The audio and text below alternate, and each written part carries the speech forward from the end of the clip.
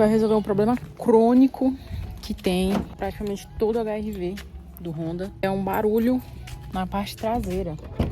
Eu tô achando que esse barulho fica saindo aqui dos bancos. Tá vendo esse barulho?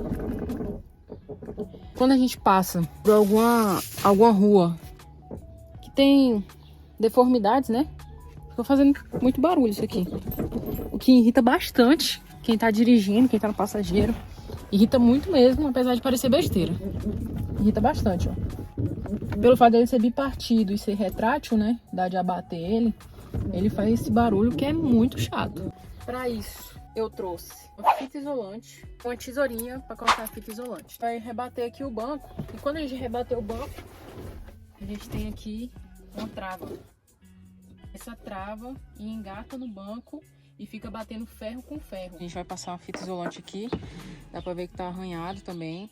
Esse arranhado comprova que fica tendo um atrito, né? Aqui na trava. Que engata aqui, ó. Então fica ferro com ferro. Vou fazer um teste aqui fechando pra ver se eu coloquei a fita no lugar certinho. Olha só. Vou ver se eu bater no lugar certinho. Lá. O que acontece? O barulho já deu uma reduzida, hein? Ó, tô balançando aqui. Já reduziu o barulho. Reduziu mesmo, hein? Caramba, tô impressionada até. Pra tirar, continua normal. E olha aqui. Realmente fica batendo aqui mesmo. Então o atrito tá sendo aqui. Olha só como é que ficou. Vamos passar agora pro banco do outro lado. Fazer o mesmo procedimento.